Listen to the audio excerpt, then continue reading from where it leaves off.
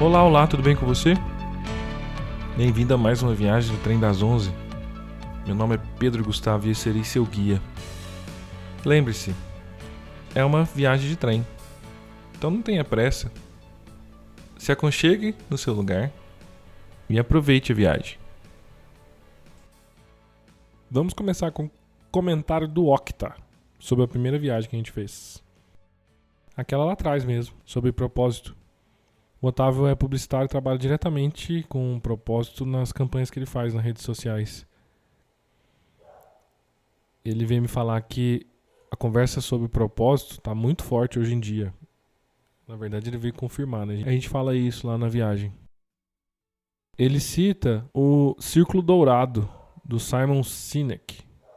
O Simon ficou meio famosinho no meio do desenvolvimento pessoal, de realização e propósito. Com certeza você já deve ter visto ele em algum vídeo viral por aí. O círculo que ele fala funciona como se fosse uma cebola. Ele diz que sempre que a gente pensar em algum projeto, em alguma ideia de negócio ou afins, a gente deve começar pelo porquê da ideia. A gente erra quando a gente começa pelo que fazer para chegar lá.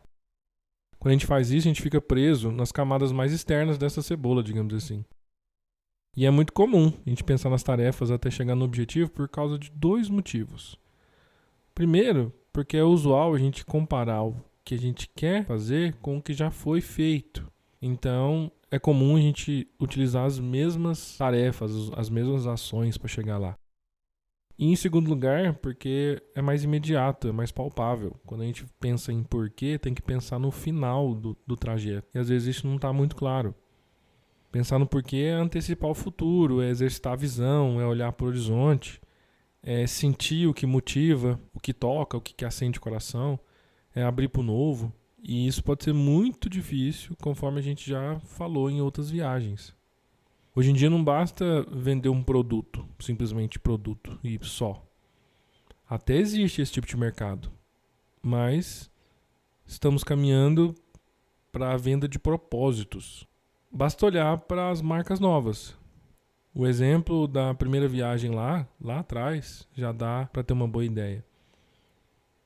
Outro exemplo são as marcas de camisa que eu costumo seguir pela internet. O primeiro contato é sempre os valores que o site ou perfil no Instagram passam. Não valores de dinheiro, mas valores do que eles defendem. Eu gosto muito das camisas minimalistas. Então eu cheguei até a olhar camisetas com a palavra minimalismo escrito no peito. Outra que eu tô de olho são os produtos do IP Atelier, do grande Tony. Eu vou colocar o contato deles aqui na descrição. O Tony passou por um treinamento que eu realizei como voluntário do PMI em introdução de gerenciamento de projetos. A ONG dele chama IP Cultural. Um dos projetos que a ONG está tocando hoje é o IP Atelier, que são peças de roupa feitas com material reciclado. Quando você comprar essa peça, você não vai estar simplesmente comprando um produto.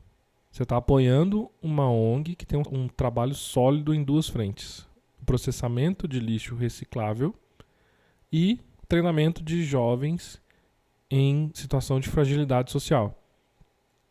Eles fazem um acompanhamento muito foda com esses jovens desde o ensino básico até a entrada na faculdade, com assistência social, com ensino de competências profissionais. Eu vou comprar o produto porque é uma camiseta? Não só isso. Eu vou comprar porque tem uma história, tem um propósito por trás. Vendedor de camiseta tem infinitos por aí. O que me fisga é o porquê daquele tipo de camiseta. Em um mundo de escassez como era na época dos nossos pais, isso era impossível. Não é à toa que eles falaram, é o que tem para hoje.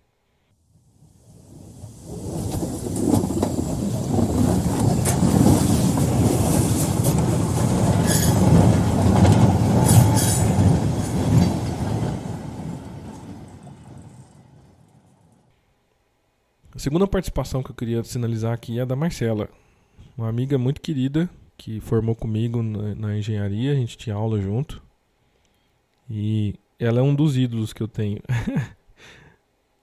Ela mora em Madrid hoje, trabalha numa multinacional e ela sempre comenta que está acompanhando o que eu proponho de viagens aqui. Um beijo para você, Mar. Sobre a última viagem, ela disse que há alguns anos alguém a ensinou como provar que fazer duas coisas ao mesmo tempo demora mais do que fazer uma de cada vez. Então eu vou te convidar a acompanhar o exercício que ela propôs. Pega papel e caneta e um cronômetro. Pode ser no navegador do celular, ou no navegador do computador, ou mesmo no cronômetro do celular, sei lá. Separa esse cronômetro, deixa ele preparado. Aí você dá o start no cronômetro e escreve de forma intercalada a sequência de letras de A a J e de 1 a 10. Então, A1, B2, C3, até acabar, até o 10J. Quando terminar, para o cronômetro. Anota esse tempo. Depois, zera o cronômetro e você vai marcar de novo, só que dessa vez você vai escrever primeiro de 1 a 10 e depois de A a J. Faça isso, marca o tempo, compara os tempos. Me conta o resultado disso, estou muito curioso. Vamos à viagem então.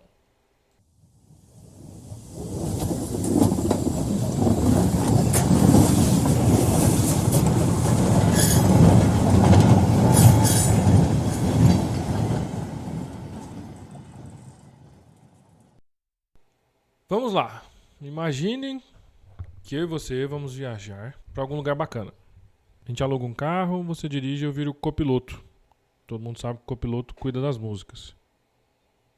Coloca uma música, conversamos qualquer bobagem sobre ela, às vezes alguma curiosidade. Coloca outra música, você canta enquanto eu falo que é ruim, assim a gente segue. Enquanto você imagina isso, qual é a cor do carro? Na minha viagem, na minha imaginação, o carro é vermelho, e na sua? De que carro veio a cor que você imaginou? Você já teve algum carro dessa cor? Você lembra de alguém que tinha um carro assim? Que memória surgiu em você quando eu perguntei que cor era?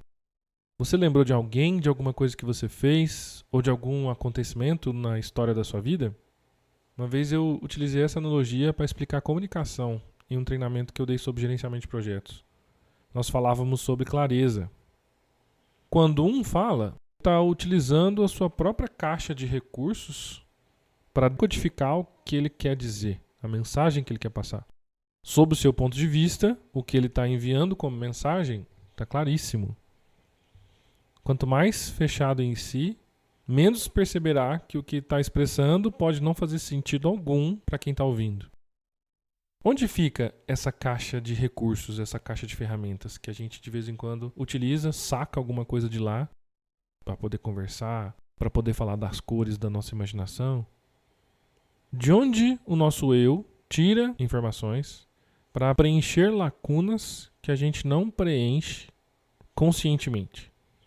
Quando imaginamos junto o carro, ninguém falou que cor ele teria. Então, de onde essa cor que eu acabei de perguntar veio?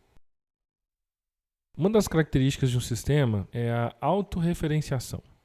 Ou seja, os elementos dentro dele tendem a buscar informações dentro do próprio sistema de como agir, do que pensar, do que fazer.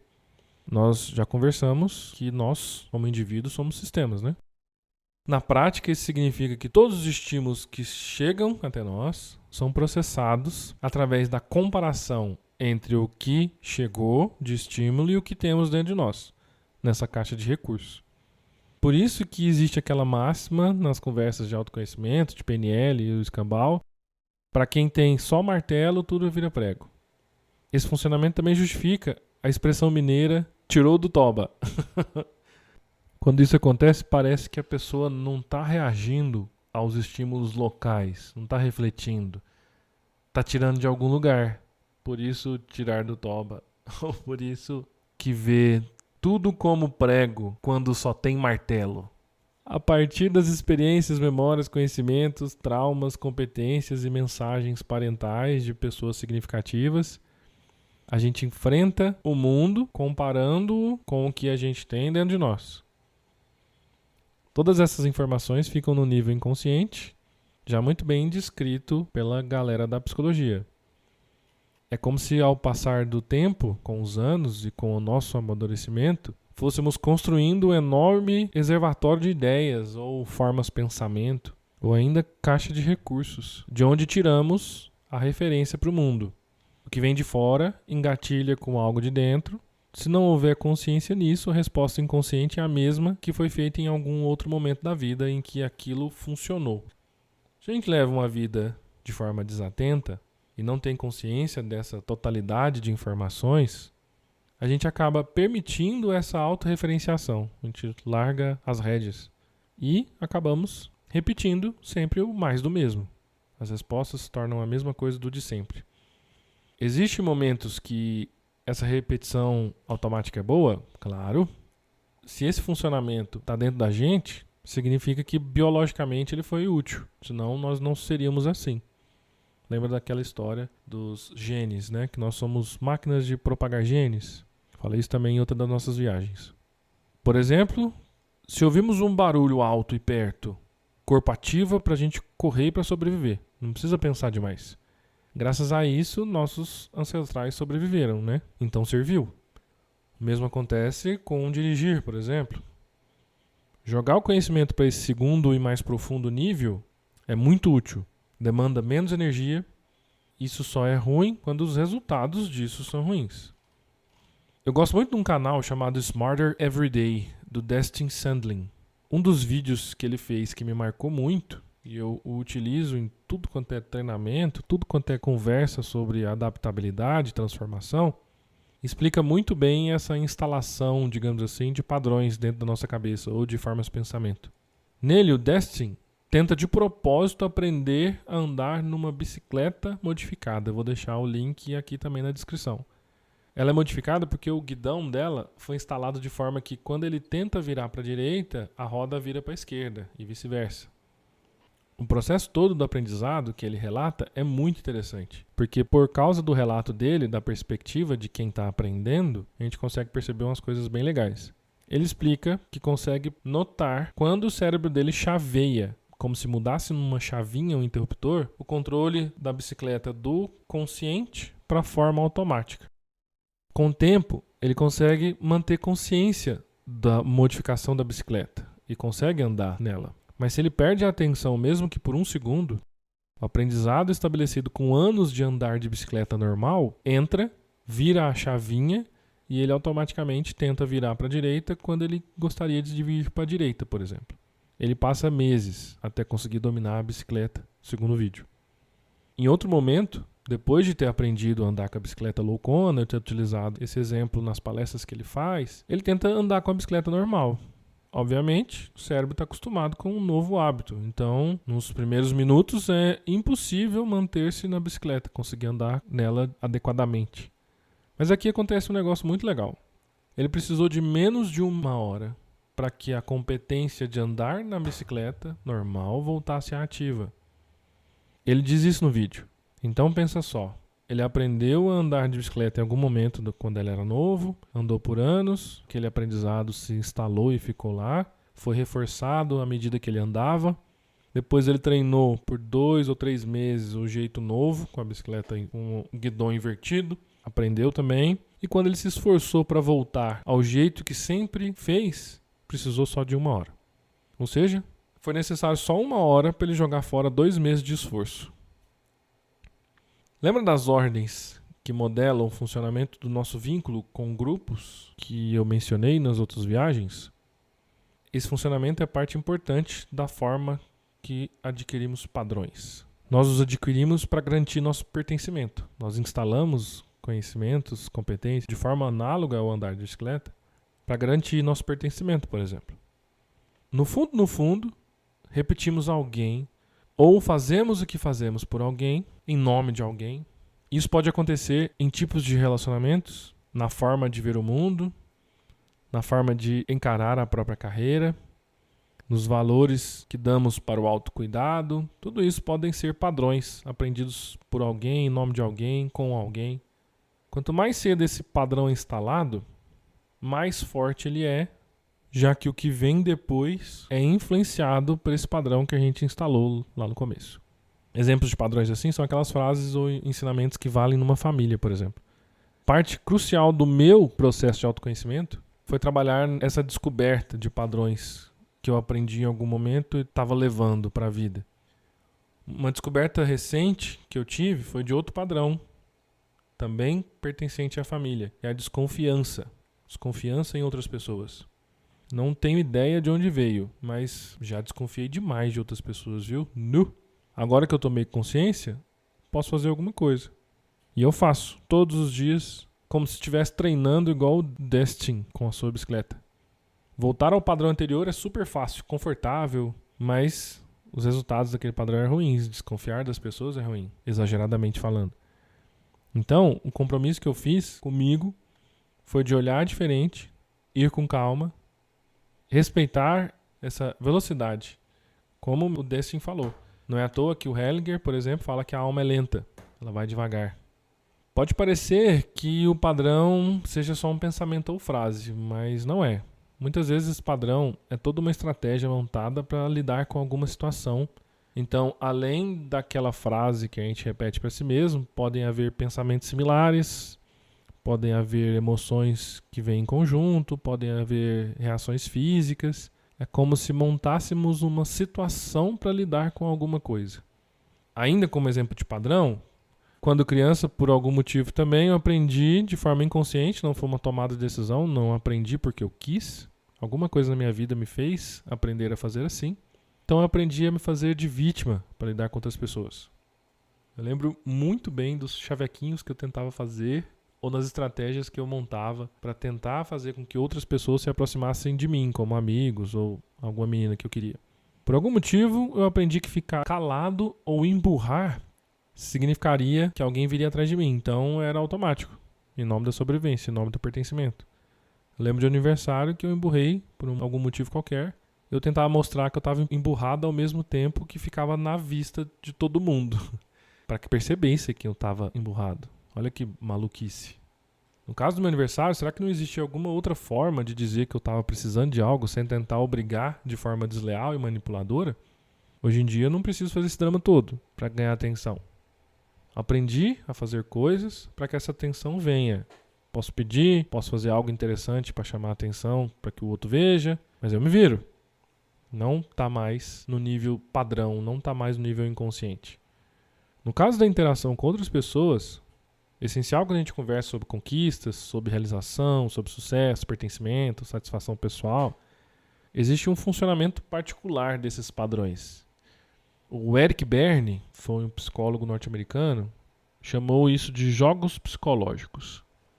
O Berne descreveu que os padrões instalados que fazemos com outras pessoas de forma negativa, desleal, previsível e repetitiva chamam-se jogos psicológicos.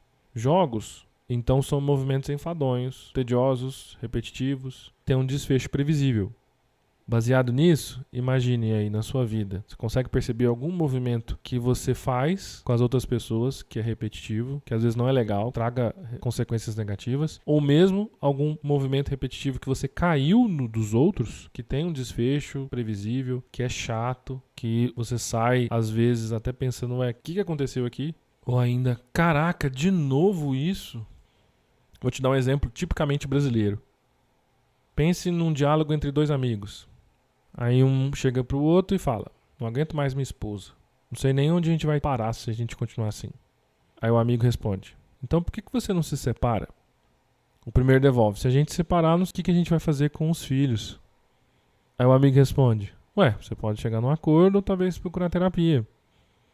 Aí o primeiro fala, não sei, não conheço nenhum terapeuta confiável. Aí o amigo responde, eu conheço alguns, poderia indicar. E o primeiro diz, seria uma despesa muito alta para eu dar conta. A gente poderia continuar nisso pelo infinito. Você e eu já percebemos que o reclamão não quer muito uma solução. Ele quer alguma outra coisa. Se ele ganha então não tem jeito mesmo. Pode ser que seja até a resposta que ele queria. Realmente não tem jeito. Percebe como é algo previsível? Talvez só não seja para quem está dentro do jogo. Na verdade, o reclamão só está tentando argumentar que não tem jeito. Ou ainda que ele já decidiu internamente que não tem jeito. Ou ainda, ele quer confete, quer alguém para contar para ele, como se ele pedisse, por favor, escolha para mim o que eu preciso fazer. Mas ele não é sincero. Parece que ele defende a não solução. Já encontrei muitos assim nos processos de coaching. Eu já fui muito bobo de cair em tentar oferecer ajuda. Quando chega nesse ponto, outros caminhos precisam ser tomados, como, por exemplo, descobrir o que tem por trás. Por que essa pessoa não está conseguindo manifestar realmente o que tem nela? O que ela aprendeu a fazer para substituir essa vontade? Veja bem, é importante e muito importante frisar uma coisa. O padrão se instala muitas vezes como decisão inconsciente de sobrevivência, seja ela física ou emocional. Se a pessoa soubesse fazer diferente, ela estaria fazendo diferente. Então pode ser que aquilo foi necessário por alguns tempos, por alguns anos, em alguns lugares, na frente de algumas pessoas. À medida que foi sendo repetido, aquilo foi ganhando força e ganhando força. Aí aquele padrão se repete em outros círculos, em outras situações, o que não deveria acontecer. Ou seria bom que não acontecesse. Lembra lá das viagens que a gente fez, em que éramos humanos no mesmo clã há 15 mil anos atrás. Esse funcionamento de assumir um padrão, em nome da sobrevivência, existe em nós há milênios. É como um órgão que tem função e que está aí, fazendo parte de nós. Então, se ele existe, nada melhor que aprender a lidar com ele, não é? Um bom trabalho terapêutico consiste em diagnosticar esses padrões e revelar dinâmicas de repetição dentro de um ambiente protegido, para que a pessoa tenha a chance de fazer diferente. Jogo psicológico, por definição, é inconsciente. Inúmeros padrões são inconscientes. Jogos psicológicos, por definição, lá da análise transacional, são inconscientes.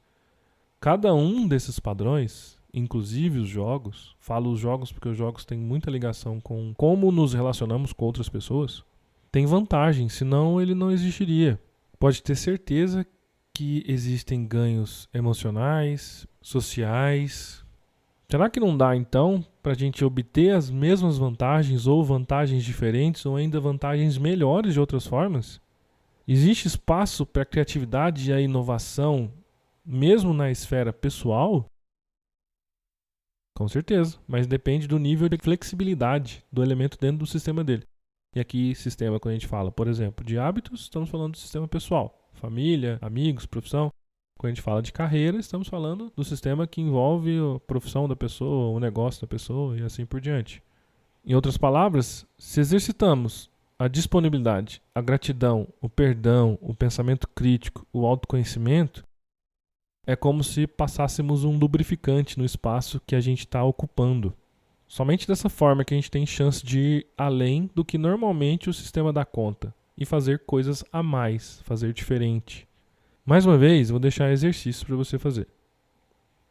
Primeiro é o seguinte: escolha alguma questão pertencente à sua vida que na sua percepção seja repetitiva, sobretudo no trato com os outros. Pense em questões que envolvam outras pessoas. Pode ser que você esteja atraindo o mesmo tipo de relacionamento, por exemplo, ou os mesmos resultados na sua carreira. Talvez você tenha atraído chefes muito parecidos, ou ainda você não está conseguindo ter outras respostas do seu chefe, ou outras respostas de quem você lidera. Então o exercício é para você reconstruir mentalmente o passo a passo das ações que você tomou até chegar no desfecho que você não quer mais. Você pode conseguir encontrar uma sequência de ações, pensamentos, hábitos, crenças, um passo a passo mesmo. Olhe para relacionamentos diferentes, situações diferentes, mas busque coisas que se repetiram. Quando esse caminho de decisões estiver claro para você, faça as seguintes reflexões.